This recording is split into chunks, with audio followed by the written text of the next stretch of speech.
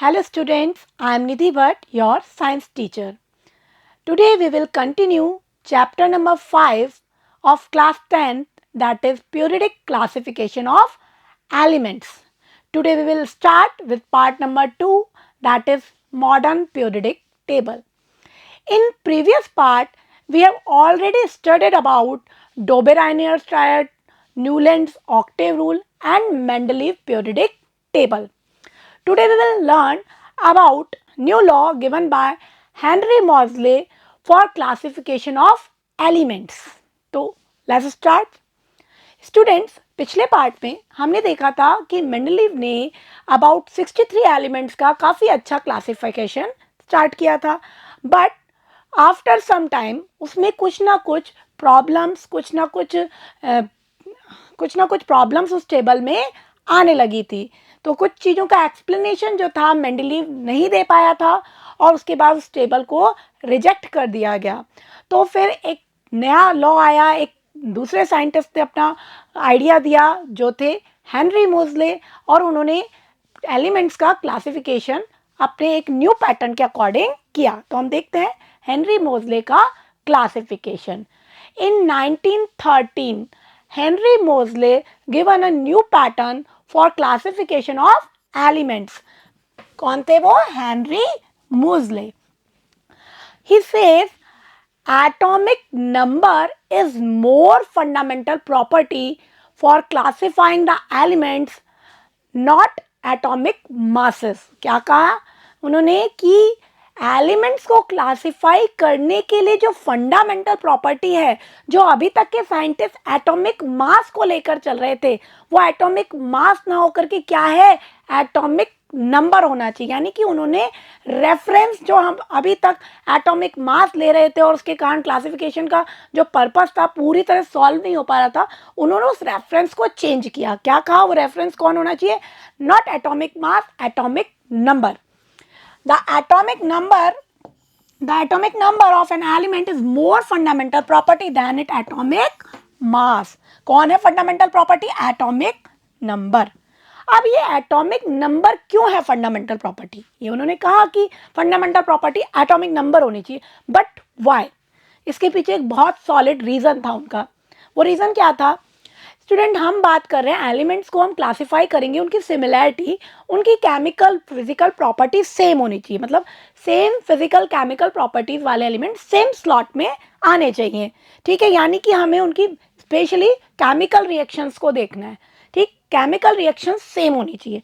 तो आपने इससे प्रीवियस चैप्टर में भी पढ़ा था कि केमिकल रिएक्शन के लिए रेस्पॉन्सिबल कौन है. जो बॉन्ड फॉर्मेशन होते हैं उनमें कौन टेक पार्ट करता है? That are electrons. ठीक है, हमने पढ़ा था चैप्टर 4 में भी कि वैलेंस इलेक्ट्रॉन जो होते हैं कार्बन में, जैसे 4 होते हैं ना, तो हर एलिमेंट के जो वैलेंस इलेक्ट्रॉन होते हैं उसको एलिमेंट क्या करना चाहता है? अपने आउटर मोस्ट शेल को कंप्लीट करना चाहता है. इसलिए वो इलेक्ट्रॉन को लूज करता है, गेन करता है और शेयर करता है, और उसी के ड्यूरेशन में वो बॉन्ड बना लेता है.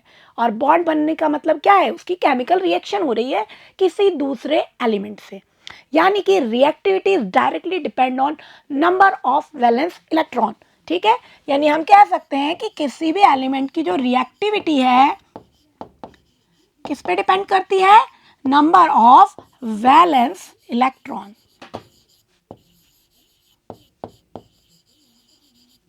ठीक है, अब वैलेंस इलेक्ट्रॉन किस पे डिपेंड करेंगे? Total number of electrons. Total number जितने होंगे उसके अकॉर्डिंग ही हम पैटर्न भरेंगे, कॉन्फ़िगरेशन भरेंगे, और उसके अकॉर्डिंग ही वैलेंस इलेक्ट्रॉन आएंगे. यानी टोटल नंबर ऑफ इलेक्ट्रॉन जो होंगे वो रिएक्टिविटी को कहीं ना कहीं मेजर पार्ट उसमें उसका होगा. मतलब रिएक्टिविटी को डिसाइड करने में मेजर पार्ट किसका होगा? इलेक्ट्रॉन्स का, नंबर ऑफ इलेक्ट्रॉन्स का. और हमें पता है number of electron is equal to number of proton. यानी कि इलेक्ट्रॉन बराबर प्रोटॉन. यानी कि नंबर ऑफ प्रोटॉन डिसाइड करते हैं एलिमेंट की रिएक्टिविटी को. कह सकते हैं आप जितने प्रोटॉन होंगे क्योंकि उतने इलेक्ट्रॉन होंगे, और नंबर ऑफ प्रोटॉन को ही हम क्या कहते हैं? Atomic number. ठीक है, यानी कि fundamental property is atomic number, not atomic mass. ठीक है, तो अब तक जो भी प्रॉब्लम आ रही थी ना, इस पैटर्न को लेने के बाद सारी रिजॉल्व हो जाएंगी. अभी हम इस पार्ट में देखेंगे। तो जो लॉ था मेंडलीव का पीरियोडिक लॉ, उसको थोड़ा सा इन्होंने चेंज कर दिया। क्या लॉ दिया इन्होंने? The property of elements are periodic function of their atomic number. क्या बोला? Properties of elements are periodic function of their atomic number, जबकि मेंडलीव ने क्या कहा था? Atomic mass. ठीक है, बस एक ये वर्ड चेंज करना है, बाकी पूरा लॉ सेम है। इसका मतलब क्या है? वही मतलब है कि if we arrange elements in order of their increasing atomic number, पहले मास की बात कर रहे थे, अब नंबर की बात करेंगे, in atomic number, then after same time of interval same property वाला जो एलिमेंट है वो क्या होगा? रिपीट होगा। ठीक है, elements are arrange in order of increasing atomic number, यानी कि मोज़ले ने एलिमेंट्स को उनके इंक्रीजिंग एटॉमिक नंबर में अरेंज किया। ठीक है, और क्या देखा कि एक फिक्स इंटरवल के बाद सेम प्रॉपर्टी वाले एलिमेंट्स का रीअकरेंस, रिपीटेशन होता है। ठीक है, तो मेंडलीव की बात को थोड़ा सा इन्होंने चेंज कर दिया। उन्होंने कहा था when we arrange elements in order of increasing atomic masses then after same time of interval proper same properties वाले एलिमेंट का रिकरेंस होगा। जबकि मोज़ले ने क्या कहा? If we arrange elements in increasing order of their atomic numbers then after fixed interval properties same element same properties वाले element का recurrence होगा। ठीक है, तो आगे देखते हैं क्या बताया मोज़ले ने। Explanation of anomalies bye modern periodic table. जब मॉडर्न पीरियोडिक टेबल बनाई हेनरी मोज़ले ने, तो उस टेबल को एक्सेप्ट क्यों किया गया? उसका एक सॉलिड रीज़न है कि उस टेबल ने मेंडलीव की पीरियोडिक टेबल में आने वाली हर एनोमलीज को दूर कर दिया। जो भी प्रॉब्लम्स थी, जो भी एक्सप्लेनेशन वो मेंडलीव नहीं दे पाए थे, सच एज उन्होंने कोबाल्ट को पहले क्यों रखा, आइसोटोप्स को पोजीशन क्यों नहीं दी, इन सब का सॉल्यूशन मॉडर्न पीरियोडिक टेबल ने दे दिया। ठीक है, तो हम देखते हैं कैसे कैसे उन्होंने इसका सॉल्यूशन दिया। तो हमारा जो फर्स्ट पॉइंट है पोजीशन ऑफ आइसोटोप, ये बहुत बड़ा चैलेंज था मेंडलीव की टेबल में, हमने पिछले पार्ट में देखा था, क्योंकि हमें पता है उन्होंने एटॉमिक मासेस के ऑर्डर में अरेंज किया था। तो हर आइसोटोप जो होता है उसका एटॉमिक मास अलग अलग होता है, मास नंबर अलग है तो एटॉमिक मास भी अलग अलग होगा। ठीक है, बट यहाँ पे हमने एटॉमिक मास के कॉन्सेप्ट को बिल्कुल ख़त्म कर दिया है। हम एलिमेंट्स को उनके एटॉमिक नंबर के ऑर्डर में रख रहे हैं। यानी कि सपोज जैसे हाइड्रोजन है, उसके 3 आइसोटोप थे हमारे पास, प्रोशियम, ड्यूटेरियम, ट्राइटियम। ठीक है, तीनों के मास नंबर अलग हैं 1 2 3, लेकिन तीनों का एटॉमिक नंबर तो 1 ही है ना, तो हमें मतलब ही नहीं है मास नंबर से। यहाँ पर हमें एटॉमिक नंबर पे ध्यान देना है। ऐसा कभी नहीं हो सकता कि एक ही एलिमेंट्स के अलग अलग फॉर्म के एटॉमिक नंबर अलग अलग हो जाएं, और ऐसा भी नहीं हो सकता कि 2 डिफरेंट एलिमेंट्स के एटॉमिक नंबर सेम हो जाए। ठीक है, तो एटॉमिक नंबर इसकी एक ऐसी प्रॉपर्टी है जो चेंज नहीं होगी। तो हमने एटॉमिक नंबर के उसमें जमा दिया। आप क्लोरीन के आइसोटोप लें चाहे कार्बन के आइसोटोप लें, हमारा सॉल्यूशन हो गया है atomic number will be the same. ठीक है, अगर हम कार्बन के 2 आइसोटोप लेते हैं, कार्बन 12 एंड कार्बन 14, तो दोनों का एटॉमिक नंबर क्या है? 6 है, तो उसको 6 नंबर पे ही रखना है, चाहे कोई सा भी आइसोटोप। तो फर्स्ट प्रॉब्लम जो थी, same atomic number put at 1 place. Same atomic number होने के कारण हमने हाइड्रोजन के तीनों आइसोटोप को एक ही स्लॉट दिया। इसका एक्सप्लेनेशन मेंडलीव नहीं दे पाया था, उन्होंने भी दिया एक ही स्लॉट था, अलग अलग नहीं दिए थे। लेकिन उनसे ये क्वेश्चन पूछा गया था कि आपने जब एटॉमिक मास के ऑर्डर में अरेंज किया है तो इनको अलग अलग पोजीशन क्यों नहीं दी? तो इसका सॉल्यूशन हमें यहाँ मोज़ले की टेबल में, मॉडर्न पीरियोडिक टेबल में मिल गया। ठीक है, नेक्स्ट जो है ऑब्जेक्शन था मेंडलीव की टेबल पे, वो क्या था? Why he placed cobalt before निकल। निकल से पहले कोबाल्ट को पोजीशन क्यों दी गई? Because cobalt has greater mass than nickel. जब कोबाल्ट का मास ग्रेटर है तो कोबाल्ट बाद में आना चाहिए। लेकिन क्या किया था मेंडलीव ने? उन्हें ये तो पता था कि कोबाल्ट पहले ही आएगा, बिकॉज कोबाल्ट जो है अगर वो पहले रखा जाता है तो वो अपने नीचे रूहीडियम और इरीडियम से सिमिलैरिटी रखता है, तो उस टेबल में ये आ रहा है। और निकल को हमने आगे रखा है तो निकेल जो है पैलेडियम और प्लेटिनम से सिमिलैरिटी रखता है।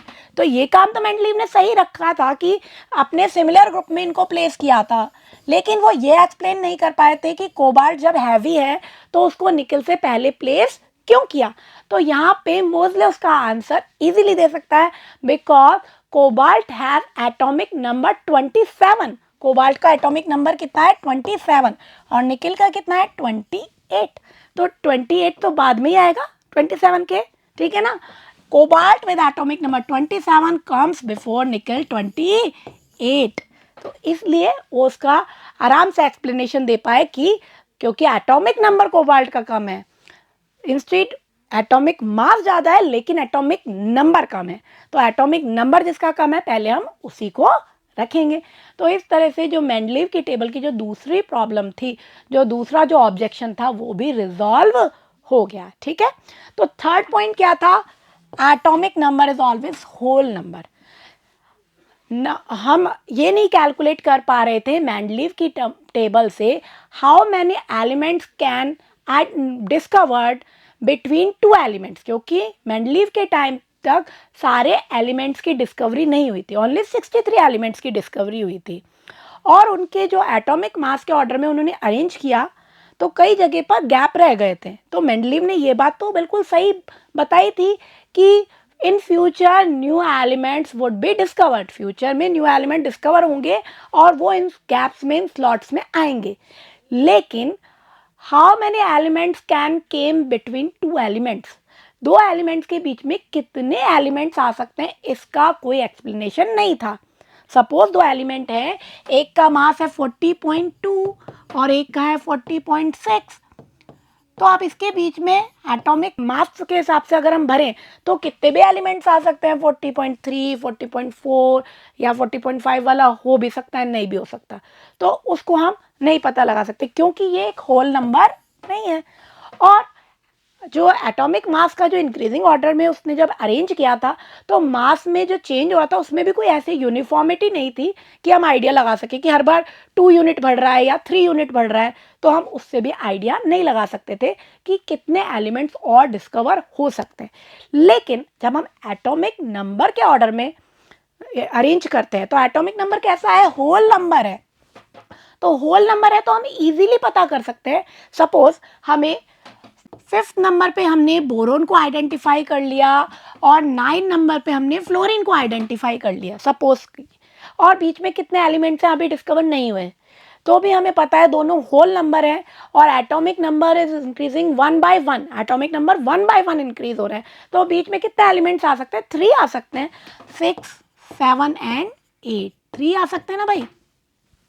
तो जो ये प्रॉब्लम थी कि कोई कितने एलिमेंट्स आएंगे वो हम पता नहीं कर सकते थे। सपोज जैसे हाइड्रोजन और हीलियम है, हाइड्रोजन का एटॉमिक नंबर 1 है, इसका 2 है, तो 1 और 2 के बीच में कोई और एलिमेंट नहीं आ सकता। इस तरह से हम प्रिडिक्ट कर सकते हैं कि कितने एलिमेंट्स और डिस्कवर हो सकते हैं। So no element between hydrogen and helium. इस तरह से हाइड्रोजन, हीलियम, लिथियम अब सब लगभग 118 डिस्कवर हो चुके हैं, तो हमने उनको एक एक को अरेंज कर दिया है और कहीं पर भी कोई गैप भी इस टेबल में अब नहीं रहा है, ठीक है ना। तो ये थर्ड प्रॉब्लम भी इस तरह से रिजॉल्व हो जाती है। फोर्थ प्रॉब्लम थी मेंडलीव की टेबल में पोजीशन ऑफ हाइड्रोजन। हाइड्रोजन की पोजीशन फिक्स नहीं थी क्योंकि मेंडलीव ने उसकी केमिकल रिएक्शंस को बेसिक मान के किया था। तो केमिकल रिएक्शंस में वो कई जगह तो एल्केलाई मेटल्स के जैसा है, कॉन्फ़िगरेशन एल्केलाई मेटल्स जैसा है, उसका लास्ट शेल में 1 इलेक्ट्रॉन है तो वो लिथियम, सोडियम, पोटेशियम से मैच कर रहा है, लेकिन वो डायटोमिक मॉलिक्यूल्स है और वो कोवेलेंट बॉन्डिंग भी करता है किसके जैसे, बिल्कुल फ्लोरीन, क्लोरीन, ब्रोमीन इनके जैसे, तो दोनों से रिजेंबल कर रहा था। तो हम फिक्स नहीं कर पा रहे थे हाइड्रोजन को कहाँ पोजीशन दे। अब ये तो ठीक है, हाइड्रोजन का नेचर है कि वो दोनों से रिजेंबल करता है, बट हाइड्रोजन का एटॉमिक नंबर 1 है, तो 1 है तो वो 1 नंबर पे फर्स्ट वाले टेबल में फर्स्ट ग्रुप में ही रखा जाएगा। सो position of hydrogen is fixed, position of hydrogen भी क्या हो गई, फिक्स्ड। क्योंकि आगे हम जब इस टेबल को स्टडी करेंगे तो हम देखेंगे यहाँ पे जो सबसे इम्पॉर्टेंट चीज़ है, जब एक ग्रुप की जब हम स्टडी करेंगे वर्टिकल लाइन में जो ग्रुप होगा तो हम देखेंगे एक ग्रुप में सभी एलिमेंट्स का इलेक्ट्रॉनिक कॉन्फ़िगरेशन बिल्कुल सेम होगा। वो बहुत जरूरी, वो ज़्यादा ध्यान देने की चीज़ है, उस पर ज़्यादा इन्होंने फोकस किया है, ठीक है, बजाय रिएक्शंस के। ठीक है, रिएक्शंस तो कुछ एलिमेंट्स डिफरेंट टाइप की भी दे देते हैं, उसमें कोई प्रॉब्लम नहीं है, लेकिन इनका जो इलेक्ट्रॉनिक कॉन्फ़िगरेशन है वो बिल्कुल एल्केलाई मेटल जैसा है। किसका? हाइड्रोजन का। तो हम इजीली उसको एल्केलाई मेटल्स वाले कॉलम में रख देते हैं, although it is non metal, इसकी प्रॉपर्टी नॉन मेटल जैसी है, लेकिन फिर भी हमने इसको मेटल वाले सेक्शन में रखा है, क्योंकि एक तो एटॉमिक नंबर 1 है तो इसको 1 पोजीशन ही देनी पड़ेगी, दूसरा इसका जो इलेक्ट्रॉनिक कॉन्फ़िगरेशन है वो भी किसके जैसा है? एल्केलाई मेटल जैसा है, तो उसी रो में इसको रख दिया। तो इस तरह से हेनरी मोज़ले की टेबल आने के बाद जो भी एनोमलीज हमारे मेंडलीव की टेबल में थी वो सारी दूर हो गई। ठीक है, इसलिए इनके जो टेबल थी उसको एक्सेप्ट कर लिया गया इजीली।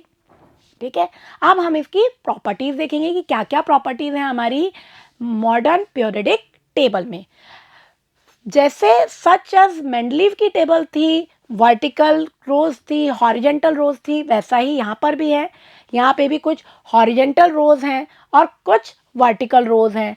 तो number of vertical rows are 18। Vertical rows कितनी है? यहाँ 18, जिनको ग्रुप कहा गया। क्या कहा गया उन्हें? Group. It has 18 vertical column called group.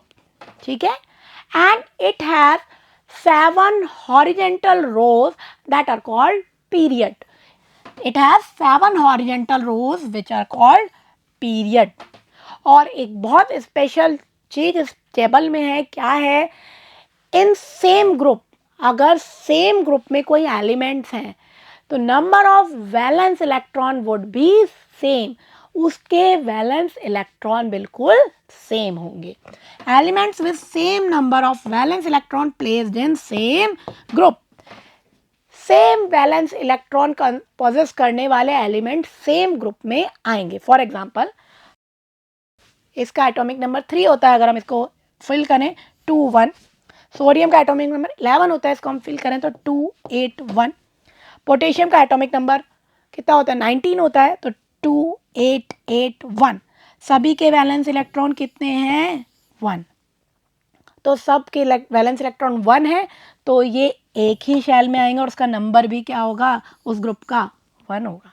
ठीक है, और इसी कारण हाइड्रोजन भी इसी ग्रुप में आएगा। ठीक है, तो इस तरह से हम एक एक करके इसकी प्रॉपर्टीज देखेंगे, और बहुत अच्छा क्लासिफिकेशन है।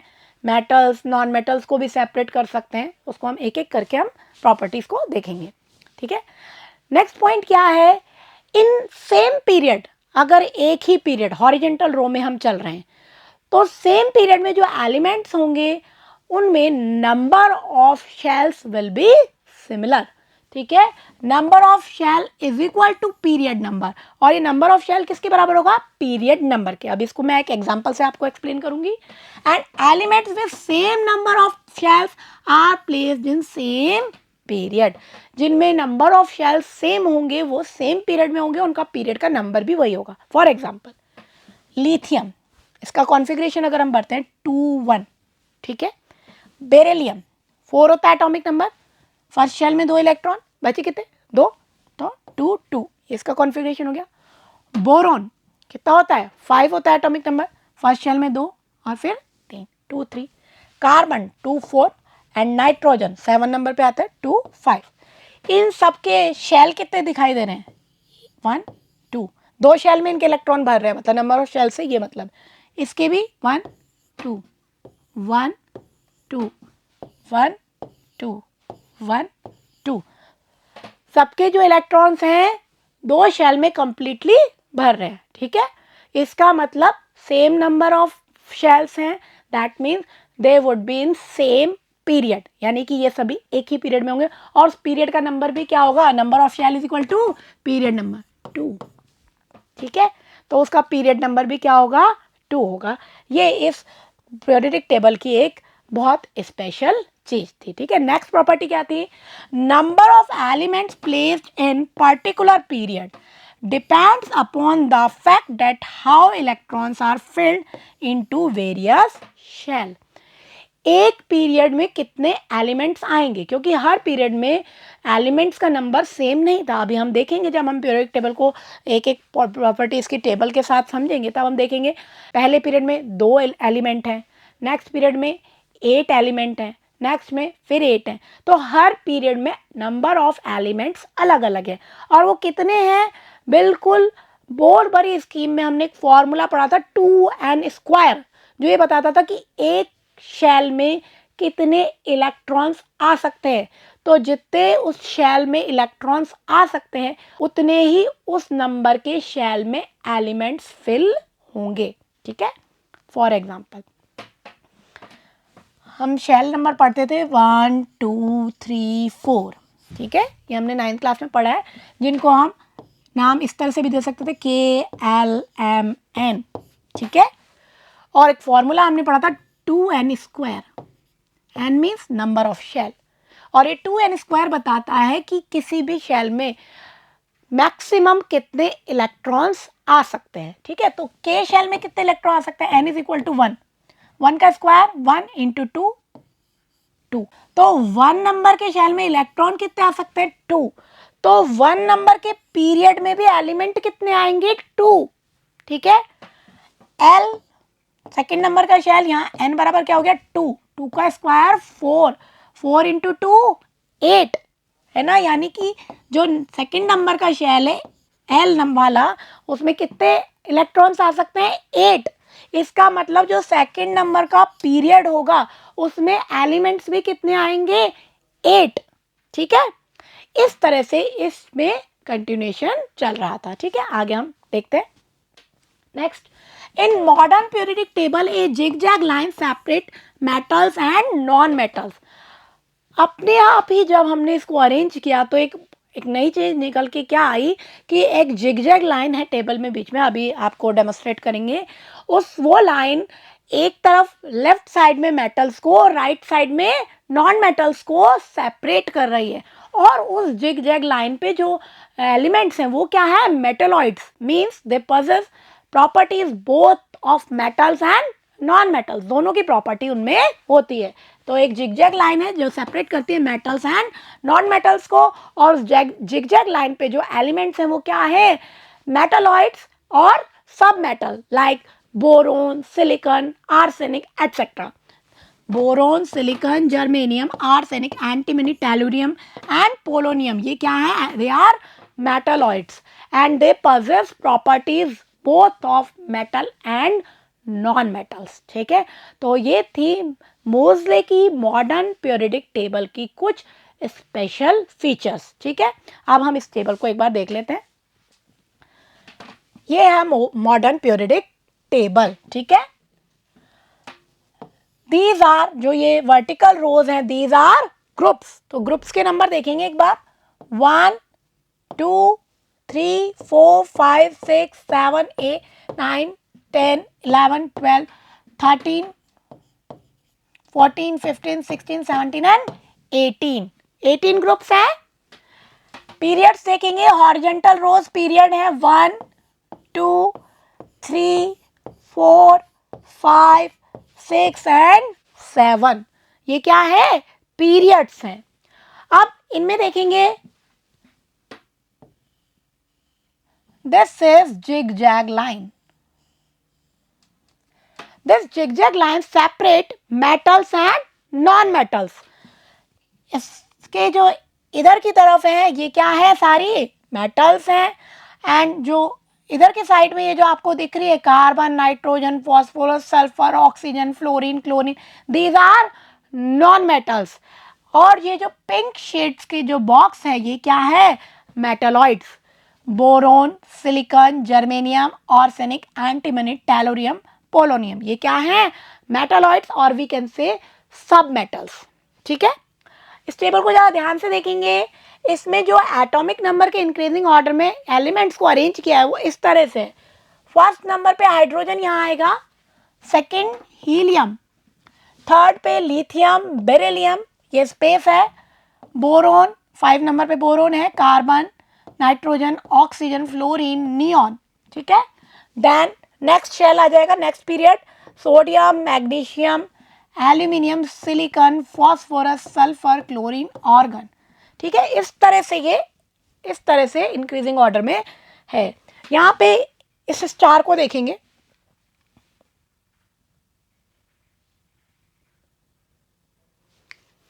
फिफ्टी सेवन, जैसे हम बिल्कुल ऑर्डर में चलते आए, यहाँ 57 है, 57 के बाद सीधे 72 आ गया है।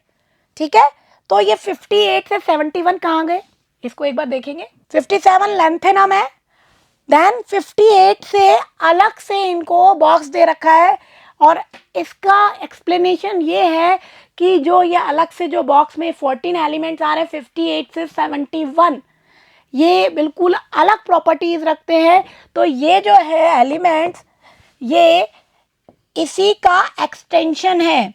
मीन्स 57 पे लेंथेनम है, देन 58 पे सीरियम, 59 से लेकर पूरा 71 तक ये इस रो में आएंगे, देन 72 हाफनियम वापस से यहाँ, यानी कि ये 6 पीरियड के एलिमेंट्स है, बस इनको अलग से रखा गया है। अभी इसको एक्सप्लेन करेंगे क्यों रखा है अलग से। इसका नाम देख लेते हैं पहले, क्योंकि लेंथेनम के बाद ये स्टार्ट हो रहे हैं, इसलिए इस सीरीज को नाम दिया गया है लेंथेनॉइड्स। क्या नाम दिया गया है इसको? These are called lanthanoids. ठीक है, इसी तरह यहाँ पे देखेंगे 72, 73 इस तरह से एंड सो ऑन। 87, 88 तक कंटिन्यू है। 89 एक्टिनियम के बाद सीधे 104, तो ये 90 से 103 कहाँ गए? ये भी नीचे एफ ब्लॉक की फॉर्म में ये नीचे लिखे हुए हैं 90 थोरियम से। और क्योंकि इस सीरीज का नाम एक्टिनियम के बाद आया, इसलिए इसका नाम क्या हो गया? They are called actinoids. They are called actinoids. ठीक है, ठीक है, 90 थोरियम से लेकर 103 लॉरेंशियम तक अलग से नीचे रखे गए हैं, they are called actinoids. And उसके बाद 104 से वापस से ये इसी सीरीज में आ जाता है। ठीक है, तो ये जो है 89, ये 7 वाले पीरियड का एक्सटेंशन है, यानी कि ये एलिमेंट्स अगर हम काउंट करेंगे, अभी हम एक पीरियड में कितने एलिमेंट्स हैं, तो ये जो सीरियम से हैं 58 से, इनको हम 6 पीरियड में काउंट करेंगे, और ये 90 थोरियम से है, इनको हम 7th पीरियड में काउंट करेंगे। अब इस टेबल की कुछ और भी स्पेशल फीचर्स है जो हमने अभी पढ़ लिए हैं, लेकिन हमें टेबल में अच्छे से एक बार डेमोस्ट्रेट करके देखने हैं। तो नेक्स्ट एक ब्लैंक टेबल में मैं आपको एक्सप्लेन करूंगी। इसमें काफ़ी कुछ आपको लिखा हुआ दिख रहा है, इसलिए इसमें आप अच्छे से नहीं समझ पाएंगे। तो एक ब्लैंक टेबल में इसी का एक जो फॉर्मेट है उसमें हम इस चीज़ को अच्छे से एक्सप्लेन करेंगे। तो स्टूडेंट्स, ये जो फॉर्मेट दिख रहा है आपको, ये बिल्कुल हमारा प्यूरिटिक टेबल जैसा ही है। इसमें थोड़ा स्पेस है ताकि जो भी चीज़ें मुझे आपको एक्सप्लेन करनी है वो ईजिली मैं इसमें एक्सप्लेन करूँगी आपको। तो स्टूडेंट देखेंगे, ये हमारे प्यूरिटिक टेबल है, इसमें 18 ग्रुप्स हैं, 1 2 3 4 5 6 7 8 9 10 11 12 13 14 15 16 17 एंड 18। ठीक है, 18 ग्रुप्स हैं एंड पीरियड्स आर 7 1 2 3 4 5 6 7। ठीक है, जैसा कि पहले मैंने आपको बताया था कि इस पीरियड का ही एक्सटेंशन ये है। ठीक है, लेंथेनाइट्स की फॉर्म में, और 7th पीरियड का एक्सटेंशन एक्टिनाइट्स की फॉर्म में यहाँ पर है। ठीक है, ये चीज़ हम देख चुके थे। अब कुछ नेम गिवन है इन ब्लॉक्स को। क्या नेम है वो? ये जो 1 and 2 ग्रुप है, these are called s block elements. These are called s block elements. From group 3rd to group number 12, 3 to 12, these are called D block elements. इनको हम D block elements कहते हैं. From group 13 to 18, these are called P block elements. इनको हम क्या कहते हैं? P block elements कहते हैं. और ये जो एक्सटेंशन है 6th और 7th पीरियड का, lanthanides and actinoids, these are called F block elements. Why they are named so? इसका जो एक्चुअल रीज़न है हम हायर क्लासेस में देखेंगे, क्योंकि अभी जो आपने इलेक्ट्रॉनिक कॉन्फ़िगरेशन की स्टडी की है वो कंप्लीट नहीं है। हायर क्लासेस में हम पढ़ेंगे कि शेल्स के अंदर सब शेल्स होते हैं एंड दे कंटेन ऑर्बिट्स, ठीक है। तो शेल्स के अंदर जो सब शेल होते हैं उनके नेम है S, P, D and F. तो ये जो एस ब्लॉक एलिमेंट्स हैं, इट मीन्स इनका जो आउटर मोस्ट इलेक्ट्रॉन है वो एस सब शेल के अंदर फिल होता है, so they named so. Like just 3 to 12 जो डी ब्लॉक एलिमेंट्स हैं, इनका जो आउटर मोस्ट इलेक्ट्रॉन है वो कौन से सब शेल में फिल होगा?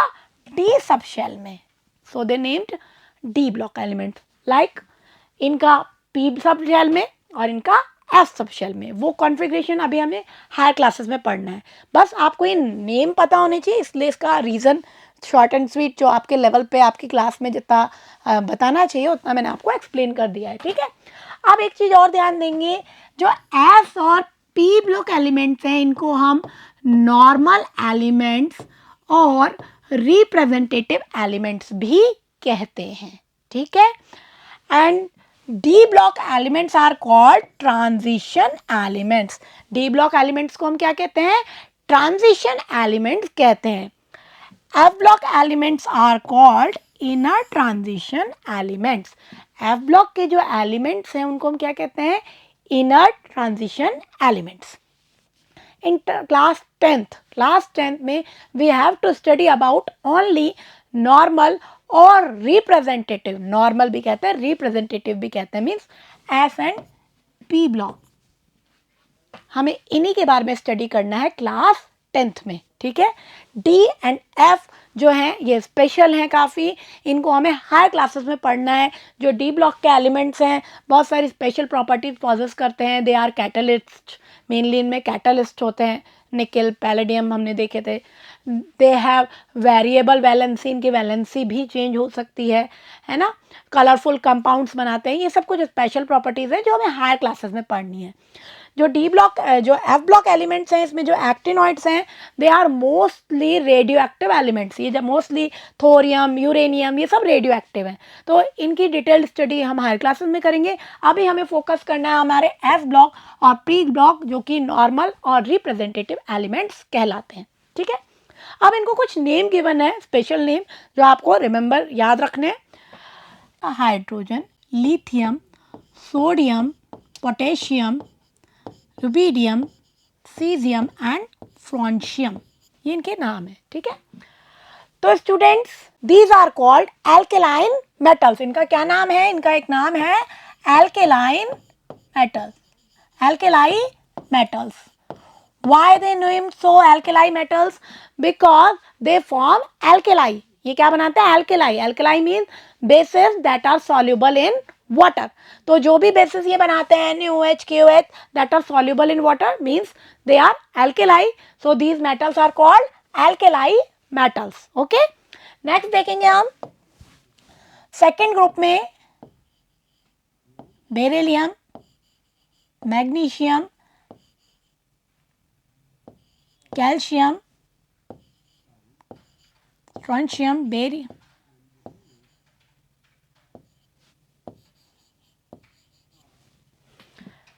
सेकेंड ग्रुप के एलिमेंट्स को हम कहते हैं एल्केलाइन अर्थ मेटल्स। क्यों कहते हैं alkaline earth metals? Because first बात तो वही है, एल्केलाई होते हैं, ठीक है, और अर्थ सरफेस में पाए जाते हैं। कैल्शियम, मैग्नीशियम एटसेट्रा जो है ये अर्थ सरफेस में पाए जाते हैं, इसलिए इनको हम एल्केलाइन अर्थ मेटल्स भी कहते हैं, ठीक है। अब एक चीज़ आपके दिमाग में आ रही होगी कि इतने सारे नाम हम कैसे याद करेंगे, ठीक है।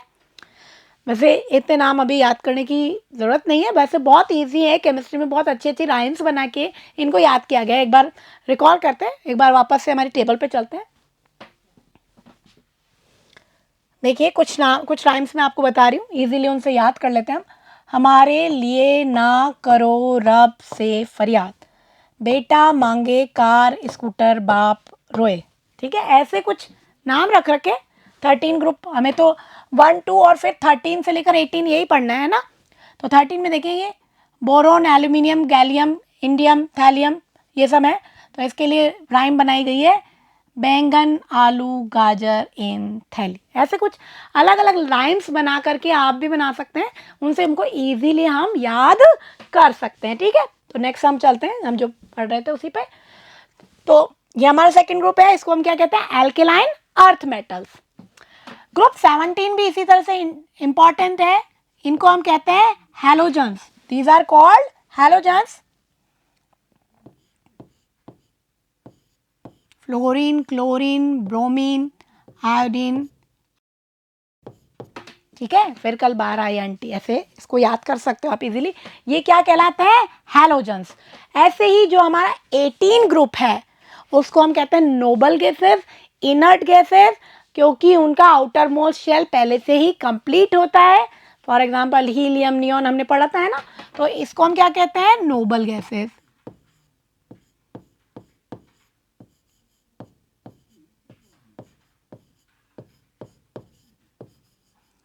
These are called noble gases और इनर्ट गैसेस। ठीक है, तो इनके कुछ स्पेशल नाम हमने देख लिए। ये हमारे एस ब्लॉक एलिमेंट हैं, डी हैं, these R P block element, these R F block elements. In S और पी को हमने कहा नॉर्मल एलिमेंट्स और रिप्रेजेंटेटिव एलिमेंट्स। इसी तरह से डी ब्लॉक को हमने ट्रांजिशन एलिमेंट कहा और एफ ब्लॉक को इनर ट्रांजिशन एलिमेंट्स कहा। ठीक है, कुछ स्पेशल नाम है हमारे, मेन जो है वही आपको लर्न करने हैं। फर्स्ट ग्रुप जो है alkaline metals, second group alkaline earth metal, 17 group halogens and 18 group noble gases. ठीक है, ये नाम हमको थोड़े से लर्न करने हैं। ठीक है, अब एक चीज देखते हैं, जो बात हुई थी पहले कि एक पीरियड में कितने एलिमेंट्स आएंगे, ठीक है, अकॉर्डिंग टू 2n²। ठीक है, उसको हम देख लेते हैं। फर्स्ट पीरियड में नंबर ऑफ एलिमेंट्स हैं 1 and 2, तो it is called shortest period, इसको हम क्या कहते हैं। ठीक है, सेकेंड पीरियड को देखेंगे 1 2 3 4 5 6 7 and 8 एलिमेंट है, तो इस पीरियड का नाम है शॉर्ट पीरियड। फर्स्ट वाले को वेरी शॉर्ट या शॉर्टेस्ट कह सकते हैं, सेकेंड पीरियड का नाम क्या है, शॉर्ट पीरियड, क्योंकि 8 एलिमेंट कंसिस्ट करता है। बिल्कुल ऐसे ही थर्ड पीरियड में भी कितने एलिमेंट्स हैं, 8 हैं, तो इसका नाम भी क्या है, शॉर्ट पीरियड। दो शॉर्ट पीरियड होते हैं, सेकेंड और थर्ड। पीरियड नंबर 4 को देखते हैं। पीरियड नंबर 4 में 1 2 3 4 5 6 7 8 9 10 11 12 13 14 15 16 17 एंड 18 एलिमेंट्स हैं। That mean it is long period. ये कैसा पीरियड है, लॉन्ग पीरियड है। नेक्स्ट जो हमारा पीरियड है, period number 5, it is also a long period. ये भी क्या है, लॉन्ग पीरियड है, क्योंकि कितने एलिमेंट्स हैं इसके अंदर भी, 18 एलिमेंट्स हैं। ठीक है, पीरियड नंबर 6 को देखेंगे। अभी हमें दिखने में लग रहा है इसमें भी 18 है, बट नो, इसी का एक्सटेंशन हमारा लेंथेनॉइड्स है, यानी 14 एलिमेंट्स ये भी काउंट करने हैं हमें। तो 18 तो ये हो गए इस रो में सीधे, 19 20 21 22 23 24 25 26 27 28 29 30 31 32, 18 प्लस 14 32 एलिमेंट्स है। That mean it is very long period. ठीक है, सेवंथ पीरियड में भी अभी तक 18 और आगे है, तो ये वेरी लॉन्ग, पर इसका नाम है इनकम्प्लीट पीरियड। मीन्स जो भी न्यू एलिमेंट डिस्कवर होते जा रहे हैं वो इस वाले पीरियड में अकोमोडेट होंगे, इसलिए इसका नाम क्या है, इनकम्प्लीट पीरियड। ठीक है, इसका नाम है इनकम्प्लीट पीरियड।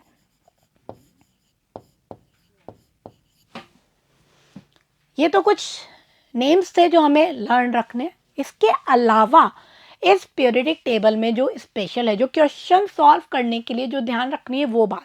ठीक है, अब हम फोकस करेंगे अपने एस ब्लॉक और पी ब्लॉक पे। ठीक है, ये अभी हमें नहीं पढ़ना है, ये भी अभी हमें नहीं पढ़ना है। एस और पी ब्लॉक पे फोकस करेंगे, और फोकस करेंगे फॉर्मूला मेकिंग करना है आगे। और जो नेक्स्ट टॉपिक है वो यही है कि एलिमेंट्स की पोजीशन कैसे आइडेंटिफाई हो पीरियडिक टेबल में। ठीक है, यानी कि हमें लर्न नहीं होगी पूरी टेबल, फिर भी हम एलिमेंट का कॉन्फ़िगरेशन देख करके, आपको अप टू कैल्शियम के अकॉर्डिंग ही करना है, 10th क्लास के अकॉर्डिंग वही काफ़ी है।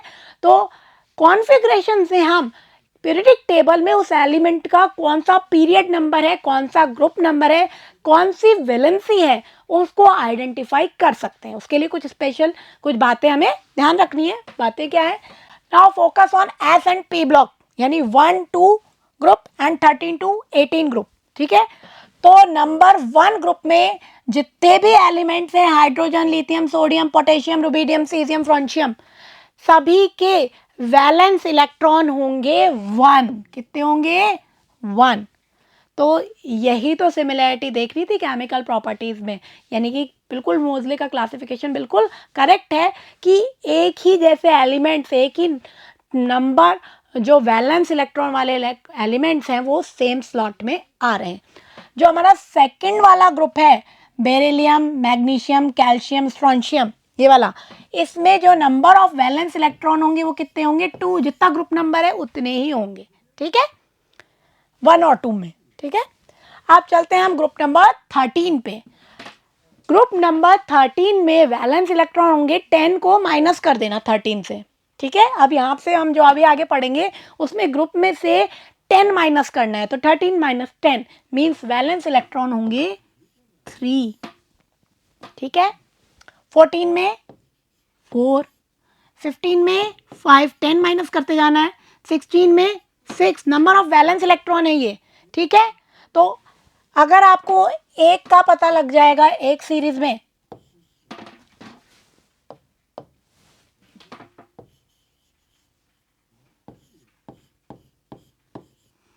ऑक्सीजन का पता है, आपको पता है, तो उस टेबल में सभी के वैलेंस इलेक्ट्रॉन उतने ही होंगे एक ग्रुप में। ठीक है, तो 17 नंबर जो हमारा है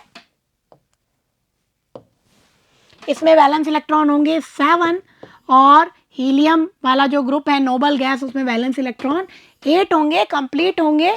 इसीलिए क्या होगा? ये इनर्ट गैसेस हैं, नोबल गैसेस हैं।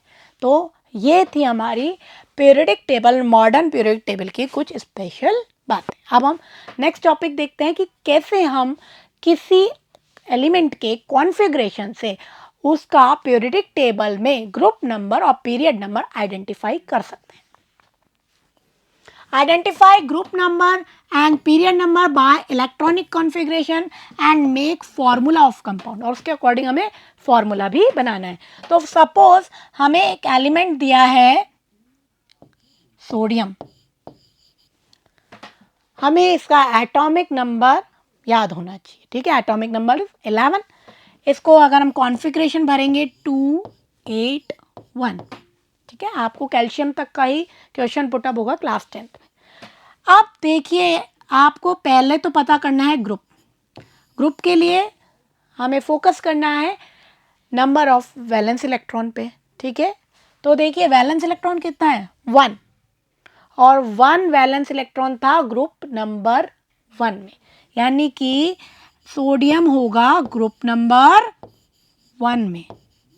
ठीक है, अब हमें देखना है नंबर ऑफ पीरियड, कौन से पीरियड में होगा ये। ठीक है, तो हमने कितने शेल्स में इलेक्ट्रॉन भरे हैं?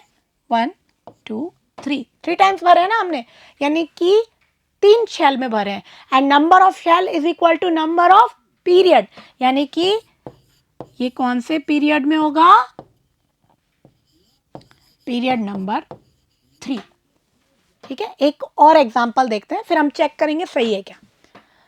सपोज हमें भरना है fluorine, atomic number is 9, configuration is 2 7, valence electron कितने हुए?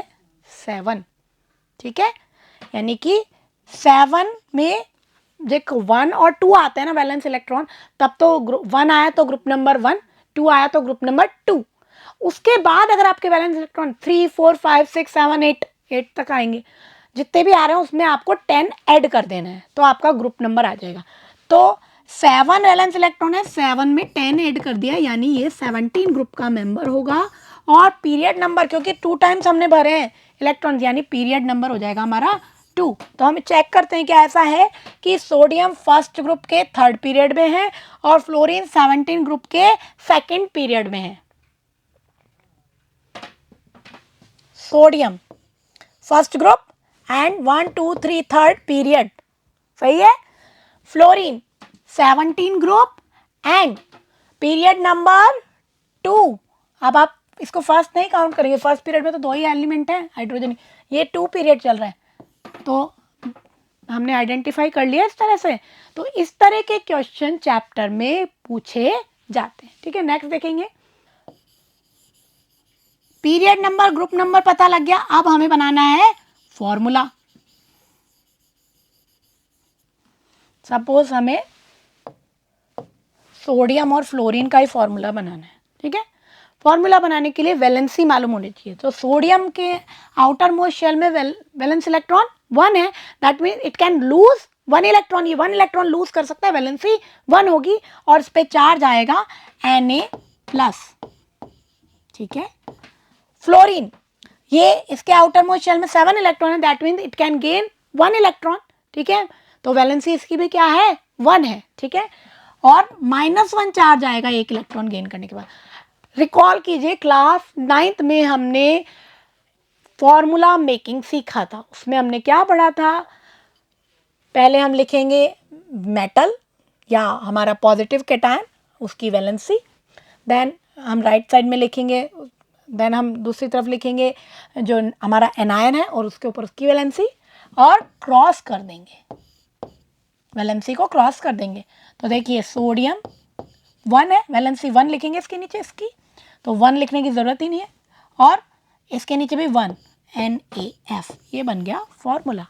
तो जो क्वेश्चंस पुटअप होते हैं उसमें आपको नाम नहीं दिया जाता, सोडियम फ्लोरीन XYABCD इस तरह से नेमिंग दी जाती है, और उसका ग्रुप नंबर पीरियड नंबर दे दिया जाता है।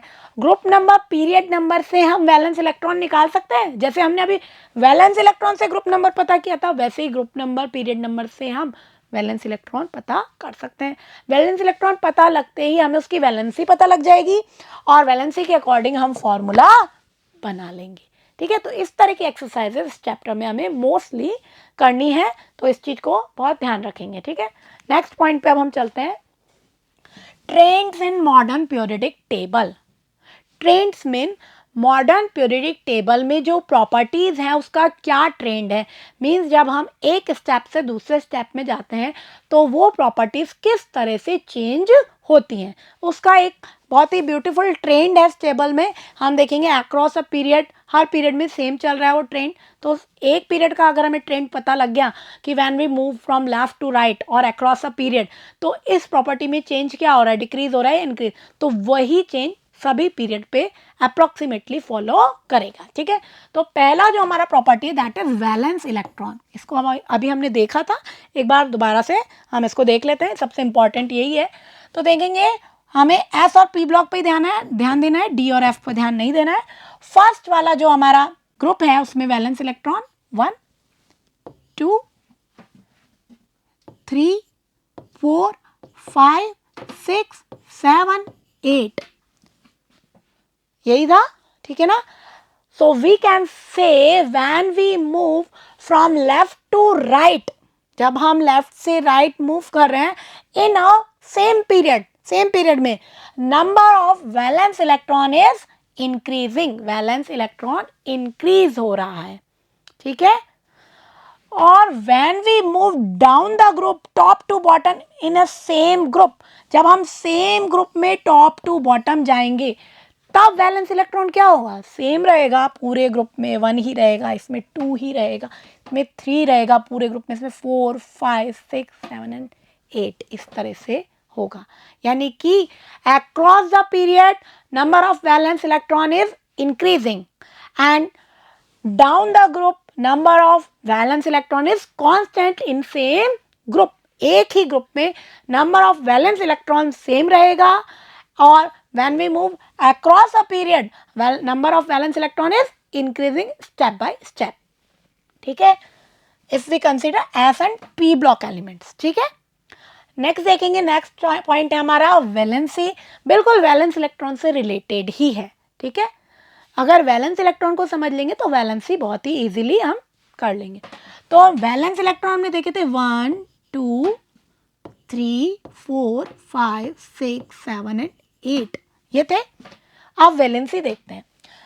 Valence electron one, that means outermost shell में वन इलेक्ट्रॉन है और हमें पता है ऑक्टेट पूरा करना है, तो हमेशा क्या करेंगे, वन इलेक्ट्रॉन को लूज कर देंगे, तो वैलेंसी क्या होगी, वन, क्योंकि वन इलेक्ट्रॉन लूज करेंगे। Valency, what is valency, number of electron gain, lose और shared is called valency.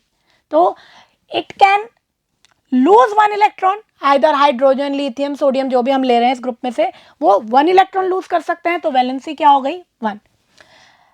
Group number 2 में आउटर मोस्ट शेल में 2 इलेक्ट्रॉन है, वैलेंस इलेक्ट्रॉन 2 दिखा रखे हैं, it means it can loose 2 electron, 2 electron तक होंगे तो वो लूज करेगा, तो वैलेंसी कितनी हो गई, 2। वैलेंसी को मैं सर्कल में कर रही हूँ, ठीक है। ग्रुप नंबर 13 में वैलेंस इलेक्ट्रॉन 3 है, ठीक है, ये 13 ग्रुप है जिसमें वैलेंस इलेक्ट्रॉन 3 है, तो 3 इलेक्ट्रॉन आउटर मोस्ट शेल में होंगे तो एलिमेंट क्या करेगा, इट विल लूज 3 इलेक्ट्रॉन, ये 3 इलेक्ट्रॉन को लूज करेगा, it means valency is 3, valency क्या होगी, 3 होगी। ग्रुप नंबर 4 कार्बन, अभी हमने प्रीवियस चैप्टर में इसको डिटेल्ड स्टडी किया है, वैलेंस इलेक्ट्रॉन इसकी 4 हैं, 4 की और नीड है, तो क्या करेगा, फॉर लूज या gain, no, no gain no lose, it can share, ये क्या करेगा, शेयर करेगा 4 इलेक्ट्रॉन, लेकिन करेगा तो नंबर 4 को, that means valency is 4, valency is 4, ठीक है। ग्रुप नंबर 5, इसके वैलेंस इलेक्ट्रॉन है 5, कंप्लीट करना है ऑक्टेट, अब ये लूज नहीं करेगा, 5 इलेक्ट्रॉन लूज करना पॉसिबल नहीं है, अब ये 3 गेन करेगा, number of electron gain is 3 electron gain करेगा, it means valency is 3, plus minus से मतलब नहीं है, वो चार्ज होता है, वैलेंसी में सिर्फ काउंट नंबर होता है, ठीक है, तो वैलेंसी क्या होगी, 3, because it can gain 3 electron, तो ग्रुप नंबर 15 की वैलेंसी कितनी हो गई, 3। ग्रुप नंबर 16 में वैलेंस इलेक्ट्रॉन 6 हैं, ऑक्टेट पूरा करने के लिए 2 इलेक्ट्रॉन्स की नीड है, इसलिए ये क्या करेगा, 2 इलेक्ट्रॉन गेन करेगा, वैलेंसी कितनी हो जाएगी, 2। 17 ग्रुप में 7 वैलेंस इलेक्ट्रॉन है, 1 इलेक्ट्रॉन कम है, तो ये क्या करेगा, 1 इलेक्ट्रॉन गेन करेगा, और लास्ट जो शेल है, लास्ट जो ग्रुप है, उसमें कितने हैं, टोटल 8 वैलेंस इलेक्ट्रॉन है, कंप्लीट है, यानी कि इसको इलेक्ट्रॉन गेन लूज करना ही नहीं है, वैलेंसी हो गई 0। तो वैलेंसी का क्या ट्रेंड आया देखेंगे, 1 2 3 4, पहले 1 2 4 तक इंक्रीज हुई, देन फिर डिक्रीज हुई, 3 2 1 0 इन अ सेम पीरियड, एक पीरियड में अगर हम चल रहे हैं, ठीक है, सपोज अगर हम यहाँ ले रहे हैं लिथियम, अगर हम यहाँ lithium, beryllium, boron, carbon, nitrogen, oxygen, fluorine, neon, ये सेम पीरियड में है एलिमेंट्स, अगर हम इनकी वैलेंसी का कंपैरिजन करेंगे तो it will increase from 1 to 4, पहले 1 2 3 4, then it will decrease 4 to 0, और क्या 3 2 1 एंड 0, वैलेंसी का ट्रेंड ये होता है across a period, and in a group, same group में क्या होगा, वैलेंसी सेम रहेगी, क्योंकि number of valence electron same है, it means valency will be same in same group, ठीक है। तो ये 2 प्रॉपर्टी हमने पढ़ ली, valence electron and valency. Next is atomic size, next point क्या है, एटॉमिक साइज। तो पहले क्या चेंज होता है, क्या ट्रेंड है उसको देखेंगे, देन उसका रीजन क्या है वो देखेंगे। When we move across a period left to right, atomic size will be decrease, atomic size क्या होगी, डिक्रीज होगी, and when we move down the group top to bottom, atomic size will be increase. अब ऐसा क्यों होता है, why this happen, When we move left to right in a same period, number of shell is same, जैसे अगर हम second period की बात कर रहे हैं तो नंबर ऑफ शेल तो सेम है हर एलिमेंट में, ठीक है, but nuclear charge is increasing, nuclear charge क्या है, जैसे लिथियम, लिथियम,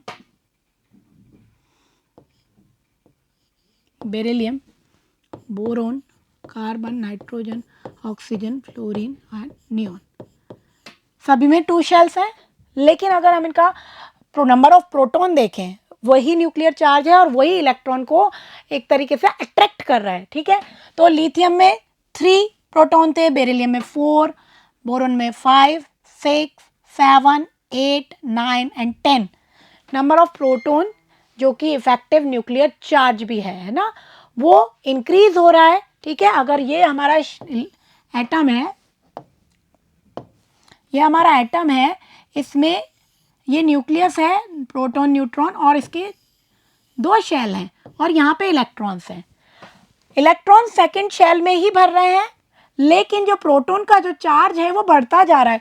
तो जितना ज़्यादा इसको पावर मिलेगा, प्लस क्या करेगा, माइनस को अट्रैक्ट करेगा, है ना, तो उतना ही इसको पुल डाउन करेगा, अपनी तरफ खींचेगा, और उसके कारण एटॉमिक साइज क्या होगा, it will be reduce. Atomic size reduce हो जाएगा due to increasing an effective nuclear charge, ठीक है। आप देखेंगे डाउन द ग्रुप, जब हम एक ही ग्रुप में ऊपर से नीचे आते हैं,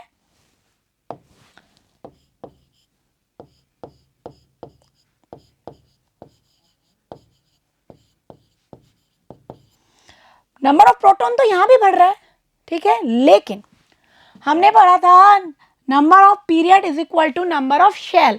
हाइड्रोजन के अंदर नंबर ऑफ शेल 1 होगा, लिथियम में 2 होगा, सोडियम में 3 होगा, ठीक है। तो जब शेल बढ़ता जाएगा, पहले सपोज कीजिए 2 शेल थे, फिर तीसरा शेल हो गया, फिर चौथा शेल हो गया, तो जब नंबर ऑफ शेल बढ़ रहा है तो प्रोटॉन और इलेक्ट्रॉन की डिस्टेंस बढ़ रही है, प्रोटॉन का जो इफेक्ट था उस पर पुल करने का अट्रैक्टिंग पावर वो कम हो रहा है, शेल जो है बढ़ता जा रहा है, स्पेस भी ज़्यादा ले रहा है। इसके कारण क्या होगा, resultant size will be increase when we move down the group. When we move across the period, atomic size will be decreased, and when we move down the group, atomic size will be increased due to increasing number of shell, ठीक है। तो ये था atomic size का trend. Next is metallic and non metallic characters. इसको हम size से relate करके ही समझ सकते हैं, लास्ट में हम इन पॉइंट की समरी करेंगे, ठीक है। हमने इस टेबल की स्टार्टिंग में देखा था एक जिग जैग लाइन, और जिग जैग लाइन के हमने देखा था इधर की तरफ सारी क्या थी, मेटल्स थी, और राइट साइड में क्या थी, सारी नॉन मेटल्स थी, ठीक है। तो यानी कि मेटलिक करेक्टर घट, एक जब लाइन में हम जा रहे हैं, मूव कर रहे हैं, तो डिक्रीज हो रहा है, ठीक है। ये ट्रेंड हमें जिग जैग लाइन से ही पता लग रहा है, इसीलिए जिग जैग लाइन के इधर की तरफ सारी मेटल्स थी और उधर सारी नॉन मेटल्स थी, ठीक है। So we can say when we move across the period left to right, metallic character will be decrease. Why? अब क्वेश्चन है वाई, ऐसा क्यों हो रहा है? Metals are those element that can lose electrons easily. Metal means, हमने metals की बहुत सारी प्रॉपर्टी पढ़ी, शाइनी होता है एटसेट्रा, सोनोरस होता है, बट मेनली मेटल होता क्या है, अगर हम केमिकली डिफाइन करें तो मेटल वो हैं जो इजीली इलेक्ट्रॉन को लूज करेंगे, ठीक है, वो मेटल्स हैं। Metals are electropositive in nature. तो जब हम एक ही पीरियड में मूव कर रहे हैं तो क्या होगा, हमने देखा एटॉमिक साइज डिक्रीज होता जा रहा है, डिक्रीज होता जा रहा है। तो जैसे जैसे साइज डिक्रीज हो रहा है, जो आउटर मोस्ट इलेक्ट्रॉन को लूज करेगा एटम, वो प्रोटॉन के पास आता जा रहा है, प्रोटॉन के पास आता जा रहा है, तो प्रोटॉन का उस पर होल्ड बढ़ता जा रहा है, प्रोटॉन उसको टाइटली बॉन्ड करेगा और इजीली लूज नहीं होने देगा। जबकि यहाँ पे अगर हम ये माने कि ये प्रोटॉन है और ये हमारा इलेक्ट्रॉन है, दूर है, तो थोड़ा सा अट्रैक्शन कम हो गया, लूज हो सकता है, और पास आया, धीरे धीरे साइज डिक्रीज होता जा रहा है, और इलेक्ट्रॉन जो है प्रोटॉन के बिल्कुल पास आता जा रहा है, नियर है दोनों, इसलिए क्या है, उनका अट्रैक्शन फोर्स ज़्यादा हो गया और इलेक्ट्रॉन को लूज करने में प्रॉब्लम होगी। मीन्स वो इजीली इलेक्ट्रॉन लूज नहीं करेगा, यानी उसका मेटलिक करेक्टर डिक्रीज हो गया, ठीक है। And when we move down the group, size will be increase, size increase हो रही है ना, तो इलेक्ट्रॉन की डिस्टेंस प्रोटॉन से बढ़ रही है और electron can be lose easily, so metallic character will be increase. तो मेटलिक करेक्टर क्या होगा, इंक्रीज होगा।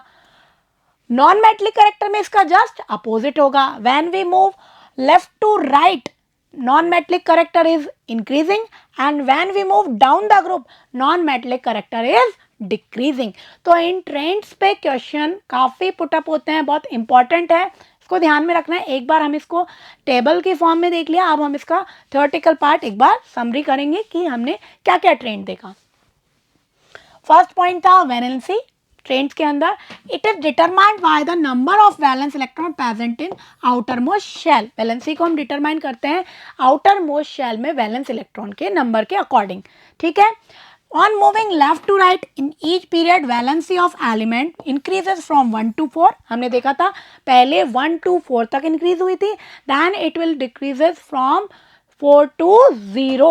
Then it decreases to 0. For example, third period का दे रखा है 1 2 3 4. सिलिकॉन तक 4 है. Then phosphorus, sulfur, chlorine, argon 3 2 1 0. ठीक है. And it remain same down in a group. लेकिन जब हम एक ग्रुप में सेम ग्रुप में डाउन जाते हैं, टॉप टू बॉटम जाते हैं, तो वैलेंसी वुड बी सिमिलर. ठीक है. नेक्स्ट ट्रेंड था हमारा एटॉमिक साइज. तो एटॉमिक साइज है क्या? एटम हमारा स्फीयर की फॉर्म में है, उसकी जो रेडियस होगी, स्फीयर की रेडियस देखते हैं हम, तो रेडियस ही क्या बताएगी? एटॉमिक साइज को बताएगी. ठीक है. Radius of an atom is distance between centre of the nucleus and outermost shell. Radius क्या होगी? उसका जो न्यूक्लियस है और जो आउटर मोस्ट शेल है उसके बीच की जो डिस्टेंस है वो रेडियस है. एंड रेडियस में क्या डिफरेंस हो रहा है, क्या चेंज हो रहा है? When we move left to right, atomic size will decreases. Atomic size of an atom decreases when we move from left to right in same period because increase in effective nuclear charge. और ऐसा क्यों हो रहा है? क्योंकि effective nuclear charge बढ़ रहा है, हमने देखा था, है ना. तो इसका एक एग्जाम्पल है, एटॉमिक रेडियस पिक्रोमीटर में दे रखी है. ये एलिमेंट्स है सेम ही पीरियड के 186 160 143 118 110 और इस तरह से ये डिक्रीज हो रही है. आगे देखेंगे. Atomic size increases as we move down the group. जब हम एक ही ग्रुप में टॉप टू बॉटम जाते हैं तो एटॉमिक साइज इंक्रीज हो रही है because number of shell is increasing. Next is metallic character. Tendency of atom to lose electron. Metallic character means atom की इलेक्ट्रॉन लूज करने की tendency. Metals are electropositive in nature. And when we moving left to right in a period, metallic character of an element decreases because increase in effective nuclear charge. Effective nuclear charge बढ़ रहा है, size उसका decrease हो रहा है, तो electron को loose करने की टेंडेंसी कम होती जाएगी. So we can say metallic character क्या हो जाएगा? Decrease होता जाएगा. And metallic character increases moving down in a group due to increase in atomic size. और इसका जस्ट अपोजिट, जब हम एक ही ग्रुप में टॉप टू बॉटम जाते हैं, नीचे जाते हैं, तो क्या होता है? शेल इंक्रीज होता है, उसके कारण एटॉमिक साइज इंक्रीज होती है. तो प्रोटॉन और इलेक्ट्रॉन की डिस्टेंस बढ़ने के कारण इलेक्ट्रॉन को लूज करना ईजी हो जाता है और इलेक्ट्रॉन को लूज करने की कैपेसिटी बढ़ जाती है. तो वी कैन से उसका मेटालिक करेक्टर भी बढ़ जाता है. Next is non metallic character. Metal से अपोजिट, मेटल्स कैसे थे? Electropositive. And non metals कैसे हैं? Electron negative. They tend to form bond by gaining electron. की क्या टेंडेंसी होती है? वो इलेक्ट्रॉन्स गेन करके बॉन्ड बनाते हैं. So when we move across a period, जब हम अक्रॉस अ पीरियड जा रहे हैं तो हमने देखा वैलेंस इलेक्ट्रॉन बढ़ रहे हैं. तो जैसे क्लोरीन, फ्लोरीन को हम देखेंगे 7 वैलेंस इलेक्ट्रॉन है, तो एक ही वैलेंस इलेक्ट्रॉन उनको गेन करना होता है. ईजिली वो इलेक्ट्रॉन को गेन कर सकते हैं, इसीलिए क्या होते हैं? वो ज़्यादा नॉन मेटल होते हैं. तो जैसे ही हम अक्रॉस अ पीरियड मूव करेंगे, नॉन मेटलिक करेक्टर इंक्रीज होगा.